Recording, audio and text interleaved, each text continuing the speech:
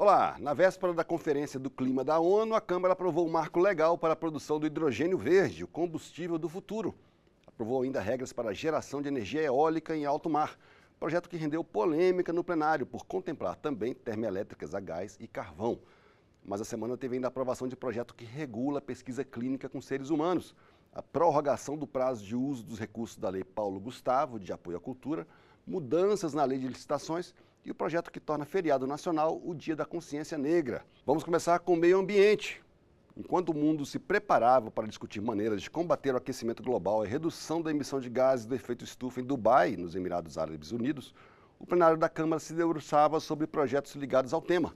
Um deles cria um marco legal para a produção e uso do hidrogênio de baixa emissão de carbono, considerado o combustível do futuro. Chamado hidrogênio verde, pode ser usado como insumo das indústrias de fertilizantes, cimento e petroquímica, além de combustível para veículos como navios e aviões, em substituição a combustíveis fósseis. O texto aprovado e já enviado para o Senado cria a Política Nacional do Hidrogênio de Baixa Emissão de Carbono. Entre outras coisas, estabelece regras para a certificação das empresas produtoras, define como se dará a regulação e confere o papel de gestor do setor à Agência Nacional do Petróleo. O projeto prevê ainda a adoção de incentivos fiscais para as empresas, mas, nesse ponto, ainda não há concordância com o governo, como explicou o relator, deputado Bacelar, do PV da Bahia.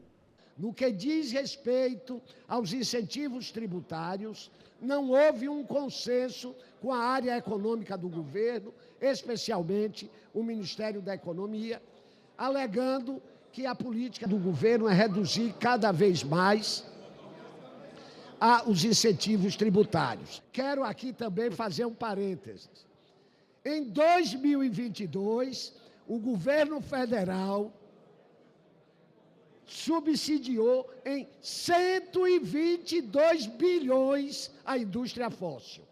122 bilhões em 2022 foram direcionadas para a indústria fóssil, para a indústria poluente.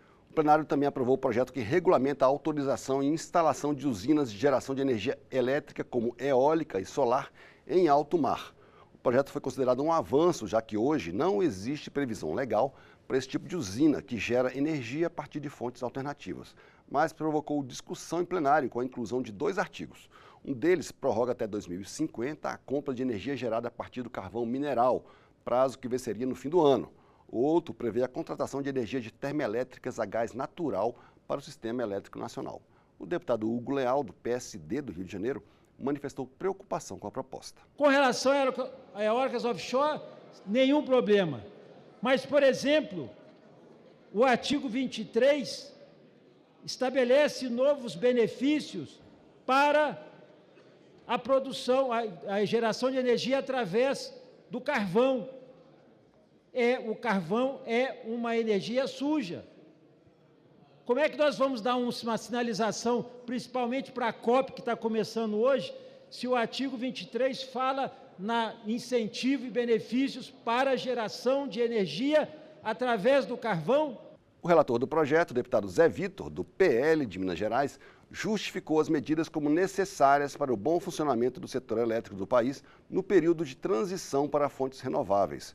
Ele explicou que a prorrogação do prazo de funcionamento das termoelétricas foi um pedido de deputados de Santa Catarina, estado produtor de carvão, que alegaram a necessidade de mais tempo para a adaptação do setor, que emprega 20 mil pessoas. Não são novas térmicas a carvão que estão funcionando, são térmicas que estão em operação e que por um período curto agora terão seus contratos vencidos. Nós não estamos estimulando ou permitindo que novas unidades sejam instaladas. O sistema está em transição e é necessário ainda que o sistema esteja equilibrado, e essas unidades são importantes para um todo como sistema, socialmente e também economicamente. Agora vamos falar de saúde. Depois de 7 anos de tramitação, a Câmara aprovou o projeto que cria um marco legal para pesquisas clínicas com seres humanos no Brasil.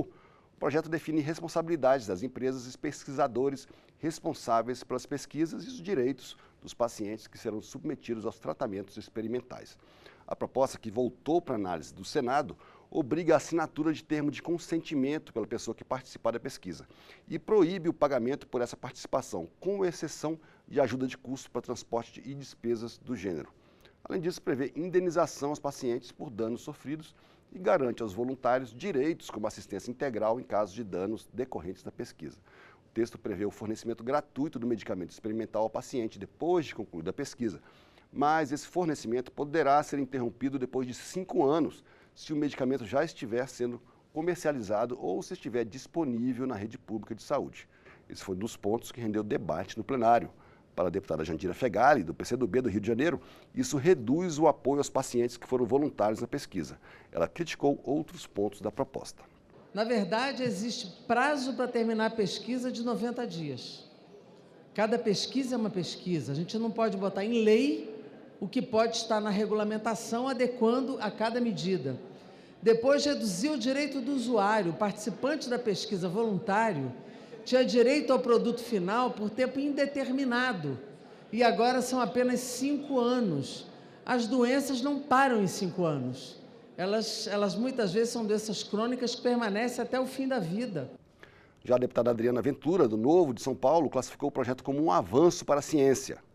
A gente vê essa cultura do atraso, essa cultura de quanto andar mais para trás, quanto mais no atraso, quanto mais no limbo, quanto mais não tiver evidência, quanto mais não tiver regramento, melhor. E, finalmente, esse plenário está dando uma resposta, dizendo não ao atraso.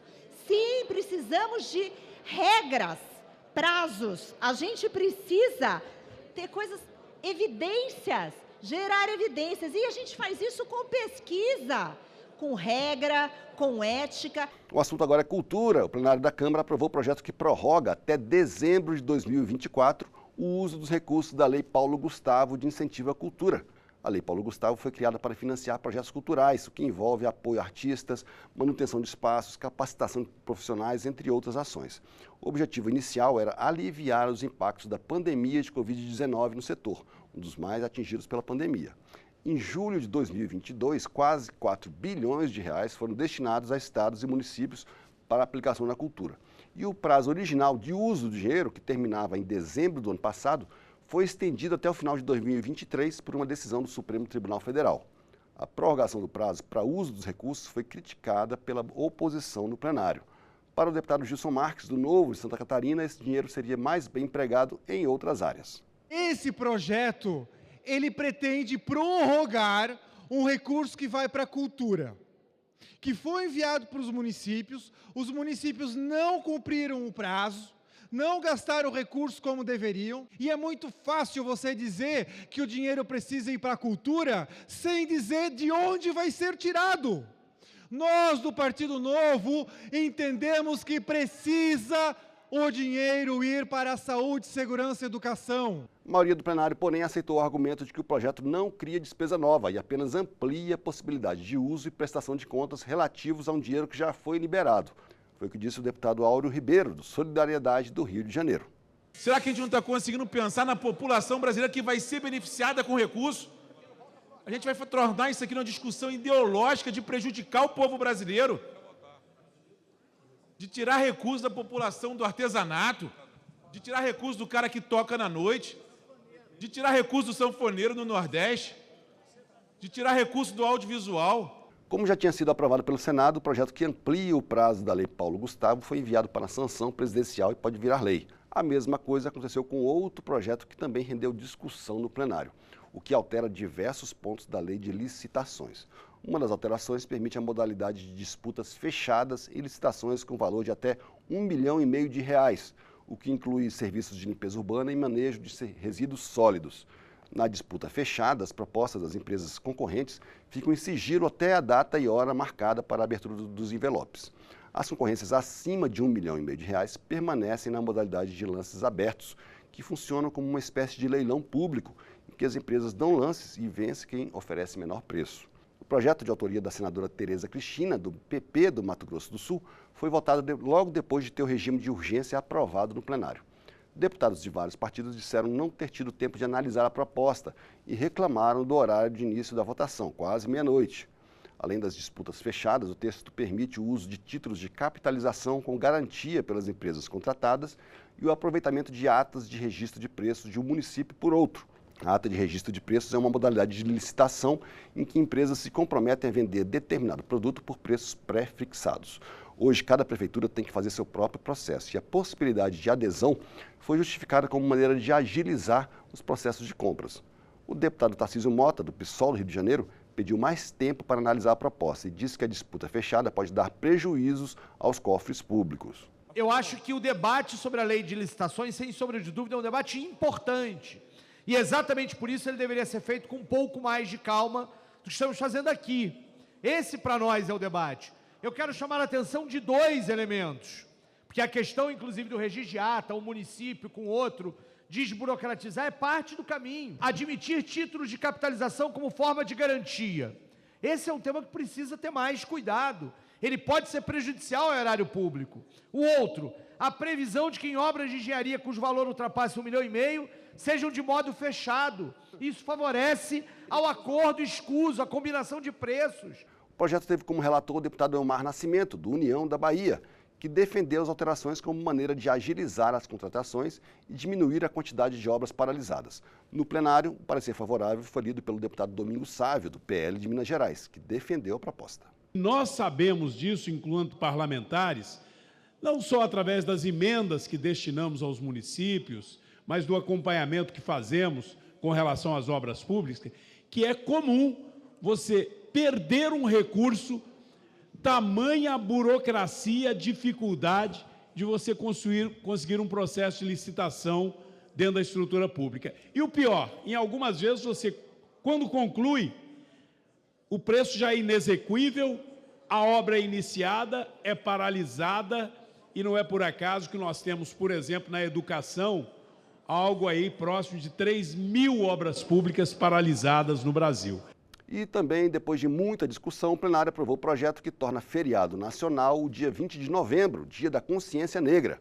Essa data, em 1695, marca a destruição do Quilombo dos Palmares, o maior do país, entre Alagoas e Pernambuco, e a morte do seu líder, Zumbi dos Palmares. Hoje, 6 estados e cerca de 1.200 cidades já comemoram com feriado o 20 de novembro, mas a criação de mais um feriado nacional foi criticada por deputados da oposição, como o cabo Gilberto Silva, do PL da Paraíba. Esse feriado, na verdade, na prática, ele vai estimular o racismo que já existe no nosso país, presidente. Tem lei para isso, todos são iguais perante as leis, independentemente de cor, distinção, de qualquer natureza. Está na Constituição, é uma causa pétrea.